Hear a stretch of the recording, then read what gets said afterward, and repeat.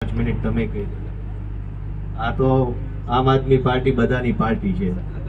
બધાને બોલવાય દઈએ ને બધાને આવવાય દઈએ ને સાથે રાખીએ. આપણું કઈ ભાજપ જેવું નથી કે બોચી પકડીને દૂર લઈ જાય. મંચ પર ઉપસ્થિત તમામ મહાનુભાવો, આજુબાજુ ગામથી પધારેલા વાળાઓ, હું મિત્રો ખાલી એટલું જ કહેવા આવ્યો છું ત્યારે કે આજથી 10 વર્ષ પહેલા મારા ખેતરમાંથી પાવર ગ્રીડની લાઈન ગઈ. એના માટે હું છેલ્લા 10 વર્ષથી લડું છું, એકલો લડ્યો છું. અને કલેક્ટર પાસે પંચક્યાસ મુજબ ભાવપત્રક મુજબ ભાવ નક્કી કરીને મારી ફાઇલ કમ્પ્લેટ બનાવેલી છે. છતાં આજે હું કલેક્ટર પાસે જાઉં તો નાયબ કલેક્ટર પાસે મોકલાવશે. નાયબ કલેક્ટર કે આટલા પૈસા કેવી રીતે અમે અપાવી શકીએ? કે અરે તમારાથી પૈસા ન અપાવતા કે ધંધો કરવાની શું જરૂર હતી? ખેતર તો મારું હતું ને. આજની તારીખે તમે એટલું જ કહું છું કે જે તે ખેડૂતોએ ખેતરો આપી દીધેલું છે, સંમતિ પત્રક આપેલી છે.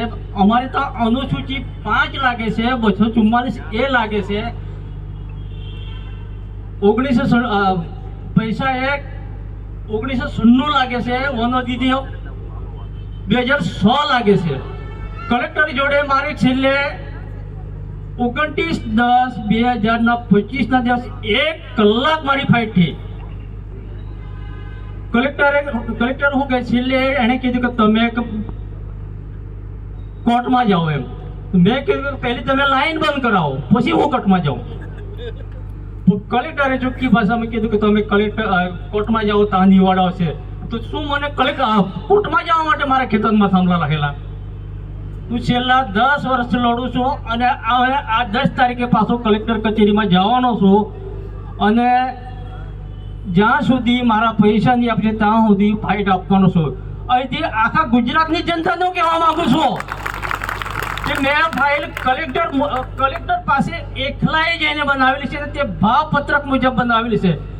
અને જે તે વખતે તારીખ અને સમય સાથે હું કહેવા માંગુ છું કે એક કલમના ભાવ કેટલા થાય. કલેક્ટરશ્રીએ ગામના ખેડૂતો અને સાથે મળીને અમે કીધું તો એક કલમના ઝાડના 3.5 લાખ રૂપિયા થાય છે. રૂબરૂમાં કીધેલું છે. મારા પાસે સમય તારીખ સાથે નોંધેલું છે. અને તે પાવર ગ્રીડ વાળા કે અમે આટલા પૈસા ક્યાંથી આપીએ? તો તમારે ધંધો કરવાની કોઈ જરૂર પૈસા નહીં અપાય. તો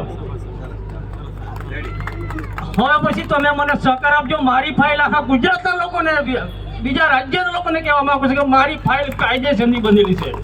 અને આપણે તમારી મને સહકાર આપવાનો. હું તમને જાતે સહકાર આપીશ, જાતે ફાઇલ બનાવી આપીશ. અને 3.5 લાખ રૂપિયા કેવી રીતે થાય છે તે પણ મને ગણતા આવડે છે. હું ભાઈ એટલું જ કહેવા માંગુ છું. આજે હું રિટાયર થયો છું ને મને 2 મહિના અને 5 દિવસ થયા છે.